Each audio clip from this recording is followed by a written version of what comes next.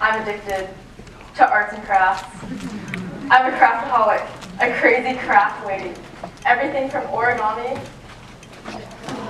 to weaving to crocheting. I've done it all. And I've crocheted everything from baby toys to anthropomorphic pencils to stuffed sheep to stuffed elephants to elephant blankets. And this is it on the ground. It's actually a lot bigger than you think because here's a picture of it on my bed. And even other blankets that are even bigger, so big that they have absolutely no use because they're too big. So this blanket, it's like 8 feet long. It's taller, like pointing my toes, stretching my arms up. It's longer than that. And so this blanket, it has 167 rows, each of which corresponds to the global temperature record of 1 year between 1850 and 2016. So at the bottom, you can see the year 1850. That's the baseline. And at the top, there's that one black row representing the global temperature in 2016, which is over 1 degree Celsius hotter than it was in 1850 before the Industrial Revolution. So 1 degree Celsius of warming, what does that mean? Here in America, we don't even know what Celsius means. So that means 1.8 degrees Fahrenheit. So okay, here in Seattle, in the summer, it's like 75 degrees, so instead it'll just be 77 degrees in the summer. Great. Better summer weather. But that's not really how it works, right? Like, were any of you here this summer? I came back for 1 week, and there was this intense haze from the fires in British Columbia, which you can see. So this is a picture of Lake Sammamish. Normally in summer, Seattle's supposed to be the most beautiful place on earth, with blue skies, clear water, beautiful mountains, and instead it was just like this, haze for days. And so this haze was from the wildfires in British Columbia, and it was over 90 degrees for an entire week. It was so hot, I just complained about the weather all the time, which is, it's like one of my pastimes, is to complain about the weather. And actually, ironically, the smoke from the wildfires actually helped to block out some of the sun. So you can see in this satellite photo, the smoke over British Columbia and Washington actually helped block out some of the sun rays in the same way that the clouds helped reflect some of the light. So it ended up being a couple degrees colder because of the smoke. And the area burned by wildfires in British Columbia has been increasing in recent years. It's doubled since the 1970s. So you can see here is the amount of area that's been burned over the last 50 years. And even though there's huge variations from year to year, the amount of, over time, the trend is towards more burning. In 2017, this year, was the second most acres burned in wildfires in the history, in recorded history in British Columbia. So right now the graph only goes up to 2014. If we look at the data for 2017, it's vastly more than everything else. And so that's not to mean that like if any wildfire, oh, that was caused by global warming, right? Because there's still so much variation from year to year. But that just makes it more likely because it's hotter and drier. Like we had a super, super wet winter, and yet there's so much burning because since it's warmer, the snow's melting faster, everything's drier, the hiking trails are dustier, and it leads to more fires. And so here in Seattle, right, we're famous for being really temperate, for being cloudy 300 days out of the year. But then what about in places in the world like India or the Middle East, which are already hot? What are they going to do when the globe warms? So India in 2016 actually had their biggest, hottest heat wave on record. Temperatures climbed to over 126 degrees Fahrenheit in northwestern India. And you can see, here's a map of the heat wave in India. And scientists found that a 0.5 degrees Celsius increase in global temperatures led to more than doubling of the chance that there would be a heat event killing over 100 people. And so you can't say that every single heat wave is directly as a result of climate change, but it kind of stacks the deck. So here's basically a probability distribution. The white curve is the graph of all the temperatures from 1951 to 1980. And the red blob is from 2004 to 2014. So you can see that the average temperature increased by about 1 degree, but the most important thing is on the very right side, the extreme heat went from almost nothing to a pretty substantial amount of days being in the extreme heat range. And that still doesn't mean that there's going to be no cold days. There's still a little bit on the very left side, but it's still just much less likely than before. So the most important thing under climate change is that extreme heat and extreme storms are just going to become that much more likely. And And so that's not even taking into account the added effects. For example, in India, because they have limited access to electricity or clean water, they don't have access to air conditioning. If it's 126 degrees Fahrenheit and you don't have air conditioning, that's actually lethal to humans. And if you don't have water to drink, that also compounds the effects and makes it more likely that people will be adversely affected.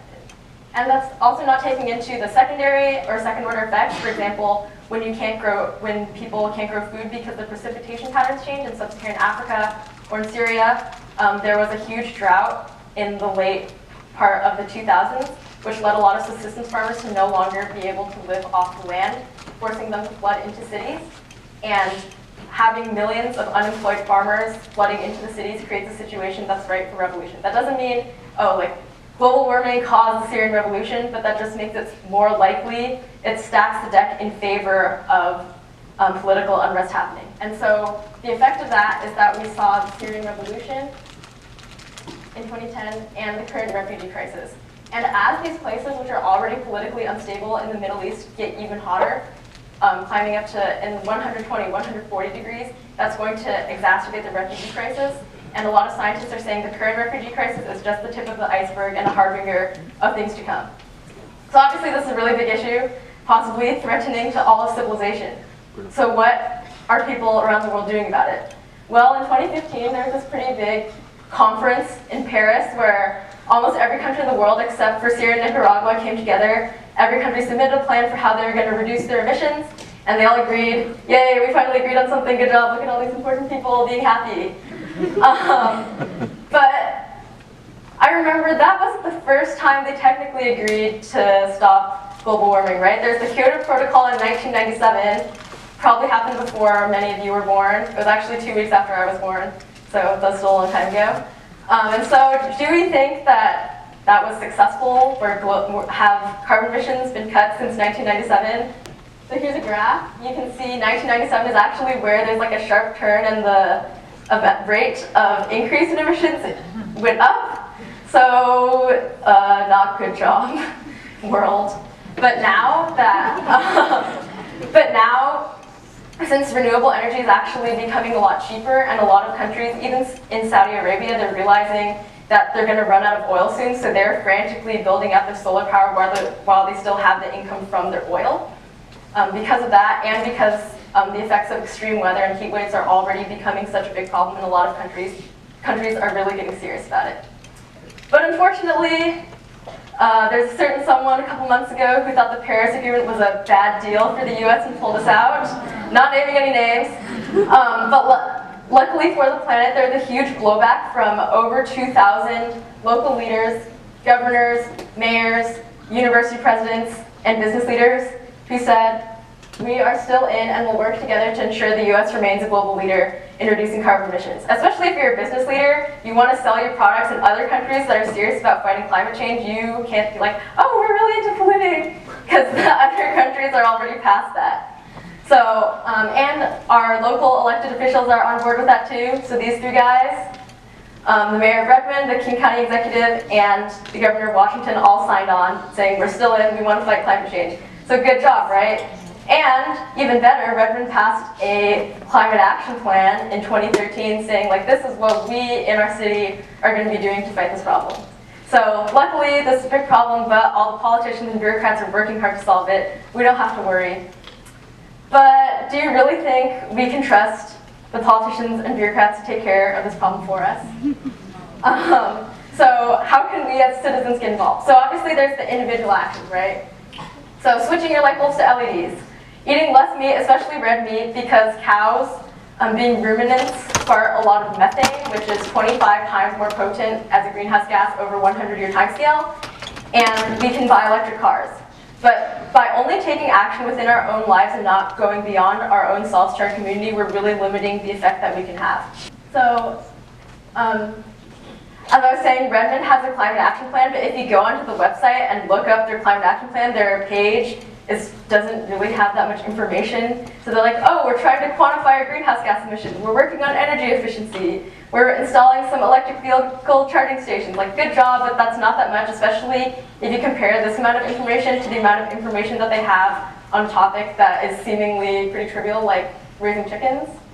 So this is their page about raising chickens, and if you scroll down, there's a lot of information about chickens. And so you might think, oh, so people in Redmond, they don't really care about climate change, they only care about raising chickens. But I think that's not, I really don't think that's the case, right? I think people here really care about the environment, but they don't know how to get involved in local government, or that's even a thing, right? Like when you think of politics, you think of national politics. What's happening on the national level? Like who's heard of the EPA's Clean Power Plan? Some of you? Okay. Then how many of you had heard about the fact that Redmond had a climate action plan? Okay, no one. Me neither before I looked it up for this speech. And so that just goes to show that, like, I don't think any of us can really have an influence on what the EPA is doing because there's so many big groups doing that. But in our cities, that's where we can actually have a voice and make a difference. So we have the climate action plan, but unfortunately, this is a study from Green Tech Media. They found that even though a lot of cities, states are good at making these plans and saying, these are the things that we're going to do to cut our emissions, no one's actually tracking their progress. So for example, the We Are Still In thing, all these cities and states got to have a press release, have a press conference, say, we still support this thing, but who's checking on them in a year, in 5 years, in 10 years, to make sure that they're actually doing the hard work of complying with the plan and actually taking action? So that's where we all come in, as young people, as students, as parents.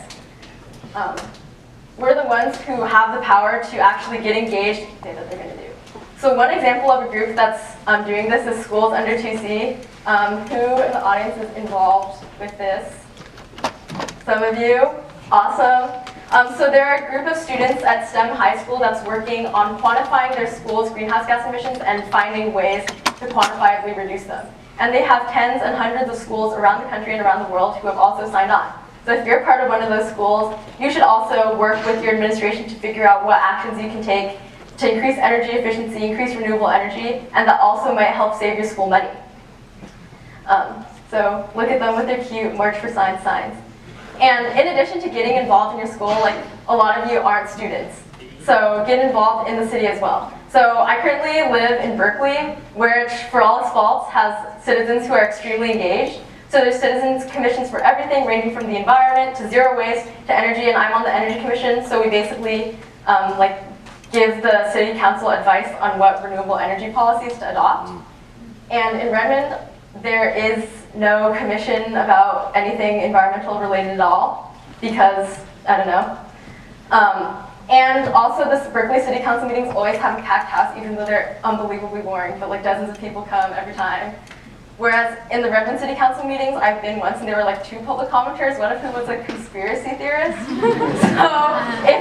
So if you think about that, there's like 2 people coming, one is a conspiracy theorist. If you're the 3rd person, you're the 2nd non-conspiracy theorist, and you come in and you say, this is an issue that I really care about, I'm a student, I really care, how can I help you with what you're doing? And I'm sure that if you bring your friends and say, we're really interested in helping you out, the city staff would be glad to have your help. And so I know that this talk was really biased towards environmental issues or climate action, right? Because that's kind of where I'm coming from. But maybe some of you aren't really that interested in environmental issues. That's fine. There's so many issues out there that are so big that need students and young people to be addressing. Everything from climate change to economic inequality to racial justice to the health crisis. There's so many different issues. And if you're passionate about one of them, then think about what actions you can take in your own community, in your own life to begin solving them. And also realize that no one's going to be able to solve these problems on your own, but that shouldn't stop you from trying. So I'll end with this quote from the book Cloud Atlas by David Mitchell. My life amounts to no more than one drop in a limitless ocean, but what is any ocean but a multitude of drops? In the face of everything that's happening nationally or internationally, it might seem like everything's hopeless, that you can't make a difference. But